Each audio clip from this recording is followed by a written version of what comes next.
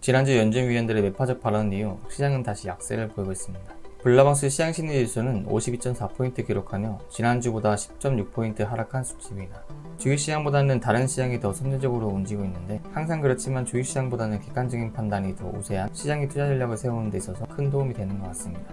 원달러 시장은 오늘 1337원을 기록하며 달러 강세를 확실히 보여주고 있습니다. 미국제 10년물 금리는 8월 초 2.5%에서 저점을 찍고 이후 지속적으로 상승해 어느새 3% 수준에 머물러 있습니다.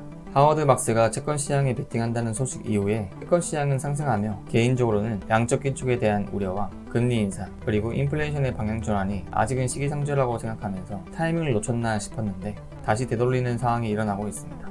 2년물 금리도 8월 초 2.8%대에서 저점을 찍고 현재는 3.3%까지 올라와 있는 상황입니다. 글로벌 투자 환경에 대한 우려가 높아지면 비교적 안전한 달러 자산에 대한 수요가 몰리는 게 일반적입니다. 현재 환율 수요는 2008년 금융위기 이후 가장 높은 수준에 있는 수치입니다. 과거를 돌이켜보면 외환위기, IT버블, 서브프라임 모기지 사태와 같이 시스템 리스크를 포함한 대형 쇼크 사태가 아니어도 경기가 위축되는 시기에는 항상 환율이 상승하는 모습을 보여줬습니다. 그런데 최근 원화 약세는 IT버블 때와 비슷한 수준에 있을 뿐만 아니라 약세 기조의 속도가 시간이 지나면서 점점 더 빨라지고 있기 때문에 쉽게 넘길 수 있는 흐름으로 보기는 어려울 것 같습니다. 가장 큰 문제는 현재와 같은 높은 인플레이션 환경에서 발생할 수 있는 경기 위축이 최근 20년간 일어난 적이 없었기 때문에 많은 사람들이 경험해보지 못한 현상이라 그 규모와 파급 효과가 얼마나 될지 가늠이 어렵다는 점인 것 같습니다. 그런데 인플레이션과 관련해서 또 하나의 문제가 있습니다. 인플레이션 통계치를 산출하는 방식이 과거와 현재가 다르다는 점입니다. 올해 5월 뉴욕타임즈는 다음과 같은 제목의 기사를 통해 물가지수 산출 방식에 대해 논증을 기사로 쓰기도 했습니다. 뭐가 문제일까요? 여러 금융 전문가와 경제학자들은 최근 소비자 물가지수가 높게 나오고 있지만 실제 인플레이션 수치보다 가소평가되어 있을 거라고 주장합니다. 인플레이션 수치가 가소평가되면 누구에게 가장 유리할까요? 저는 바로 정부가 가장 유리하다는 생각이 들었습니다. 인플레이션은 일반 국민들의 삶에 만족도에 영향을 미치고 국민생활 수준의 변화는 정부 지지율에 영향을 미치게 됩니다. 또 인플레이션이 가소평가되면 실질 GDP가 높게 측정되고 팁스와 같이 인플레이션 수준에 따라 정부가 지급해야 되는 수준이 달라지는 채권에서 더 적은 이자 비용을 투자자에게 지급하게 합니다. 그래서 물가지수가 가소평가되면 정부는 더 적은 지출로 국민에게 안정적인 경제 환경을 제공한다는 주장을 할 수 있게 됩니다. 실제로 많은 비평들이 이런 이유로 미국 정부가 CPI를 조작하는 것이라고 주장하고 있고 지난 영상에서도 얘기했던 전 연준의장 아서 번스 역시 근원 소비자 지수를 만드는 등 인플레이션 지수 조작을 시도한 바 있습니다. 노골적으로 물가지수 반복론을 바꾸려 한다면 반발이 컸을 텐데 정부는 어떤 방식으로 정부에 유리한 방향으로 물가지수를 조정했을까요? 우선 1980년 이전까지 미국의 CPI는 동일한 상품과 서비스를 기준으로 시기가 다른 두 시점 사이의 가격의 변화를 측정하는 COGI 방식을 채택했습니다. 예를 들어 71년 A 브랜드의 취약 가격이 1달러였고 72년이 되어서 A 브랜드의 취약 가격이 1달러 10센트가 되었다면 물가상승률은 10%로 산출하는 방식입니다. 그런데 이 COGI 방식은 80년대를 넘어 90년대 현재에 이르기까지 점진적으로 COLI 방식으로 변화되면서 80년대와 현재는 방법론이 완전히 바뀌게 되었습니다. 정부는 고정된 상품과 서비스 가격에 기초하기보다는 국민의 생활 수준을 유지하기 위한 비용 변화를 반영해야 된다는 이유로 COLI 중심으로 바꿔왔습니다. COLI는 동일한 상품 가격의 변화를 반영하지 않고 해당 상품 카테고리의 모든 상품들을 고려해 대체품 가격이 변동되지 않는다면 그 대체품 가격 변동률에 가중치를 높게 부여하는 방식입니다.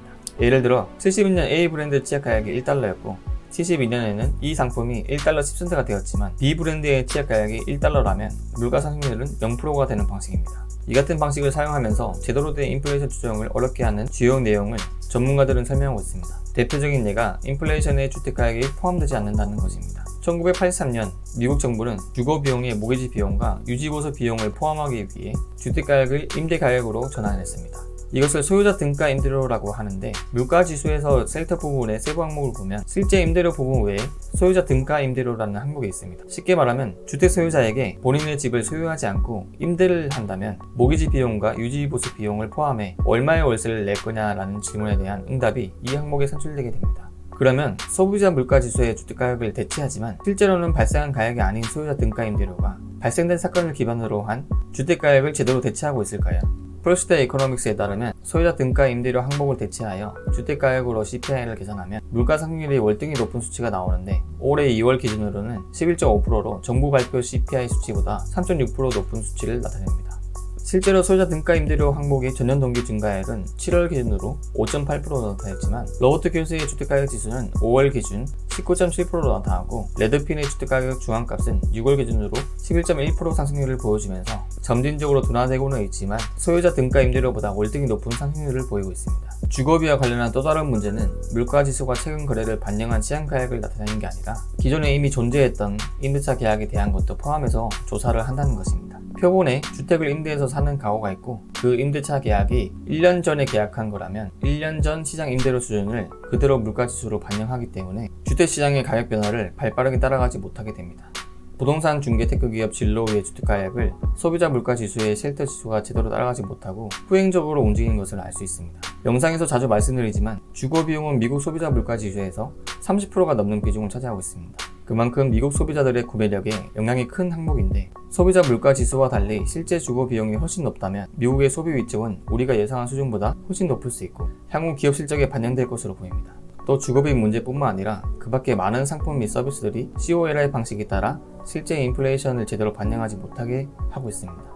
이런 이유로 미국의 경제학자 존 윌리엄스는 물가지수의 상출 방식 변화를 제안하고 과거 산출 방식을 그대로 사용한 대체 물가지수를 발표하고 있습니다. 그 대체 CPI는 1980년대 물가 산출 방식을 그대로 사용했고 그렇게 산출했을 경우 2022년 7월 기준 전년 동기 대비 물가 상승률은 16.8%를 기록하고 있습니다. 우리가 알고 있는 8.5%와는 비교할 수 없게 높은 수준이고 1980년대 초보다 더 높은 수준에 있습니다. 그런데 1980년대 초에는 기준금리를 20% 넘게 올린 반면 현재 기준금리는 2.5%에 불과합니다. 이런 사실을 기반으로 할 때 시장이 얼마 전까지 기대했던 완화조 통화 정책은 제로에 가까운 확률이고 오히려 제임스 블라드가 주장하는 연말 목표 금리 4%보다 더 강한 매파적 기조를 가야 적절하다는 생각도 듭니다. 물론 70년대와 80년대 상황과 현재는 구조적으로 다를 수 있습니다. 그렇지만 밀턴 프리드먼의 얘기처럼 인플레이션이 언제나 화폐적 현상이라면 최근 2년간 늘어난 통화량의 규모는 충분히 인플레이션을 강하고 장기간에 걸쳐 자극할 가능성이 높아 보입니다. 상상이지만 극단적인 상황을 생각해보면 최근 블록 경제화의 가속으로 미국채를 팔고 있는 중국처럼 달러 자산을 축소하거나 무역에서 달러 결제를 축소하는 흐름이 확대될 경우 70년대와 같이 달러에 대한 신뢰성 하락을 불러와 수입 물가가 폭등하고 금융시장이 패닉에 빠질 가능성도 예상해 볼 수 있습니다.